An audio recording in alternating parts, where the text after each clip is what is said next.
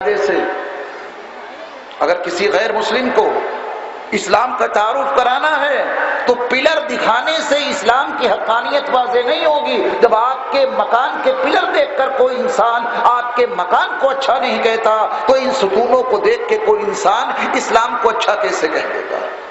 تو کمرے میں لے جانا پڑے گا. آؤ، یہ مضبوط پلر ہیں، بنیادیں اس کی اتنی پختہ ہیں، آئیے اس کمرے میں تشریف لائیے اور پھر دیکھیے اسلام کہتا کیا ہے. آداب. اللہ اکبر. کریں گے اس کی رعایت انشاءاللہ. سرور کائنات صلی اللہ علیہ وسلم نے آداب کے ساتھ ساتھ ایک اور بڑا حسین روم اس چھت کے اوپر ڈالا ہے، اس کا نام ہے حقوق. کیا نام رکھا ہے اس کا؟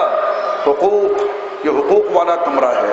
اس میں آؤ، پھر ہم تمہیں دکھاتے ہیں ایک باپ کے ذمے اسلام نے اس کی اولاد کے کیا حقوق رکھے. آؤ دکھاتے ہیں، بتاتے ہیں اسلام ہے کیا.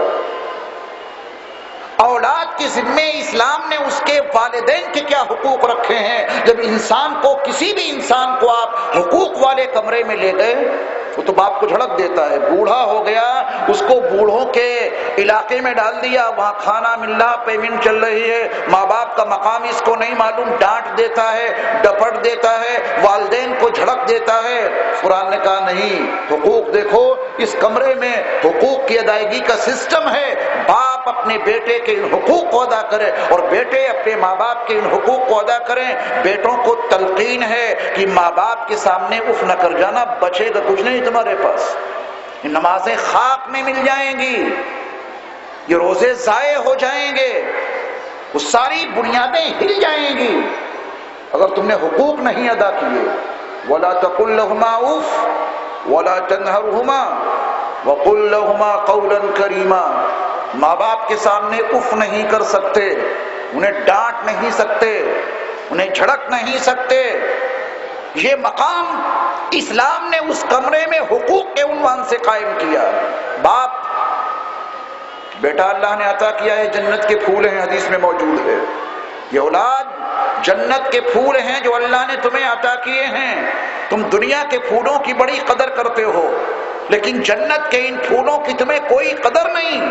تمہارے ذمے پہلا کام یہ تھا کہ اپنے بیٹے یا اپنی بیٹی کا اچھا نام رکھتے. کیسے تم نے بگاڑ کے نام رکھے؟ وہ نام کہ جن کا اسلام میں کیا عربی زبان میں ان کا وجود نہیں. لیٹس چاہیے نام. خالد نام اچھا نہیں لگتا کیونکہ وہ خالد ابن ولید کے نام سے ایک صحابی گزرے ہیں. زید نام اچھا نہیں لگتا کیونکہ صحابی کا یہ نام قرآن میں مذکور ہے تو یہ اولڈ ہو گیا. لیٹسٹ نام دیجئے امام صاحب. یہ مزاج بنا تو کیوں بنا؟ یہ مزاج اس وجہ سے بنا کہ ہم اس امت کو ابھی حقوق کے کمرے میں لے ہی نہیں گئے، بس وہ ستون دکھا رہے ہیں. یہ نماز کا ستون امت نے کہا بہت اچھے، بڑے نیک اور متقی آدمی ہیں. ان ستونوں پر آپ اور ہم قناعت کر گئے اور اسلام کی چھت کے اوپر اسلام نے جو حسین کمرے عطا کیے تھے اس میں نہ خود پہنچے نہ دوسروں کو لے جا سکے. اسلام کا تعارف نہیں ہو سکا. یہ حقوق کا بیان بھی بہت طویل. پڑوسی، اس کے حقوق ہیں. مہمان آیا، اس کے حقوق ہیں.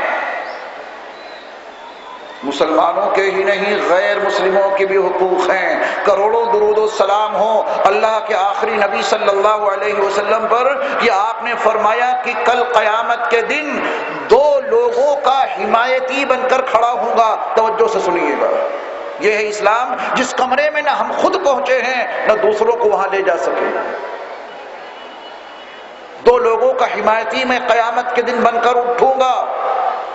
ایک وہ عورت کہ جس پر اس کے شوہر نے ظلم کیا، اور دوسرا وہ غیر مسلم جسے بلا وجہ ناحق کسی مسلمان نے قتل کر دیا. میں اس غیر مسلم کا حمایتی بن کے کل قیامت کے دن اٹھوں گا. یہ ہے اسلام. کس بھول میں ہیں ہم اور آپ ہیں؟ یہ حقوق سمجھنے بھی پڑیں گے اور جاننے بھی پڑیں گے، اس پہ عمل بھی کرنا پڑے گا. اس کے بعد اسلام کی ان مضبوط ترین عمارتوں پر، اسلام کی ان مضبوط ترین بنیادوں پر جو عظیم الشان چھت قائم ہے، اس کے اندر نبی کریم صلی اللہ علیہ وسلم نے ایک بہت عالی شان کمرہ عطا کیا ہے، اس کا نام ہے اخلاق۔ وہ اخلاقیات کا کمرہ ہے، اس میں لے جائیے کسی کو، لیکن لے کر جبھی جا سکتے ہیں جب وہ کمرہ بنایا ہو۔ اگر ہمارے پاس وہ کمرہ ہی نہیں ہے تو نہ ہمیں اخلاق کا مزہ مل پائے گا، نہ ہم دوسرے لوگوں کو اخلاق کا نمونہ دکھا سکتے ہیں۔ اخلاق، اللہ اکبر۔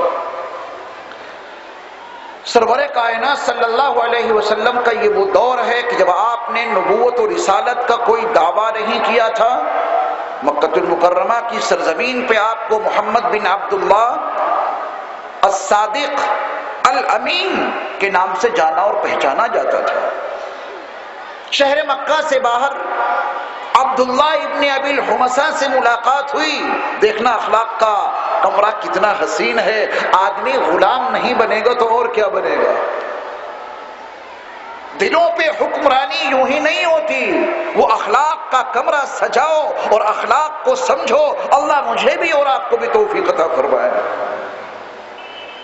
عبداللہ ابن ابی الحمصہ سے ملاقات ہوئی، تجارت کے موضوع پر گفتگو ہوئی۔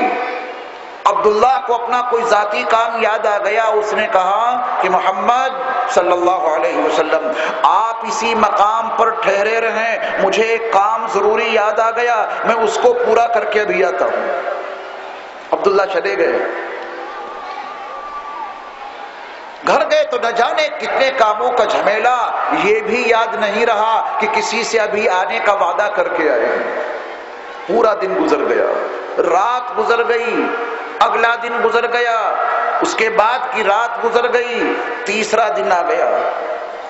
اللہ کے نبی صلی اللہ علیہ وسلم ابھی اسی مقام پر کھڑے ہیں، ہلے نہیں۔ گھر والے پریشان کہ 3 دن ہو گئے ہیں، کہاں ہیں حضرت محمد صلی اللہ علیہ وسلم؟ 3 دن کے بعد عبداللہ ابن ابی الحمصہ کو یاد آیا کہ وہ تجارت کے موضوع پر گفتگو ہو رہی تھی، میں ان سے کہہ کے آیا تھا کہ آپ اسی مقام پر ٹھہرے رہنا، مجھے ضروری کام یاد آ گیا، میں اس کام کو پورا کر کے ابھی حاضر ہوتا ہوں۔ وہ تو اپنے گھر آ گئے ہوں گے، تو سیدھے عبداللہ ابن ابی الحمصہ سرور کائنات صلی اللہ علیہ وسلم کے در دولت پر تشریف لے گئے۔ کہاں ہے محمد صلی اللہ علیہ وسلم؟ گھر والوں نے بتایا کہ آج 3 دن ہو گئے ہیں وہ یہاں نہیں آئے۔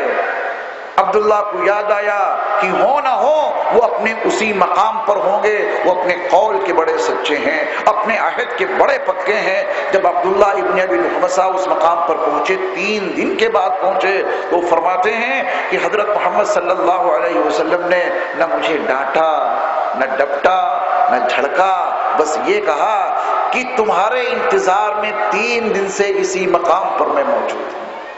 اخلاق کا اتنا عظیم کمرہ جس رسول نے دیا ہو، ہمارے تو خالی وہ 4 ستون ٹیڑے میڑے ٹوٹے پھوٹے کھڑے ہیں، کھڑا بھی نہیں، ستون بھی نہیں کھڑے ہیں، چھت کہاں سے ڈالیں گے؟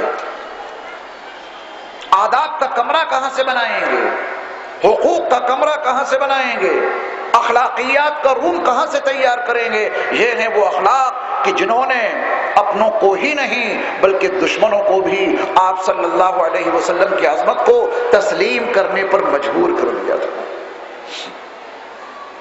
ایک صحابی ہیں، لا علمی کے نتیجے میں سرور کائنات صلی اللہ علیہ وسلم کی مسجد میں، مسجد نبوی میں ایک منظرنامہ دیکھا کہ کوئی صحابہ ہے، انہوں نے پیشاب کرنا شروع کیا۔ کہاں؟ مسجد نبوی میں۔ ہمارے حالات ہوتے، کتنی مار پٹائی ہوتی، کتنے ہنگامے ہوتے۔ وہ مسجد ابن ماجہ کی روایت کے مطابق جس میں ایک نماز کا ثواب 50,000 نمازوں کے برابر ملتا ہے، وہ ہے مسجد نبوی، جس کا وہ حصہ ما بین بیتی و منبری روضۃ من ریاض الجنہ، میرے گھر اور میرے منبر کے درمیان کا جو حصہ ہے وہ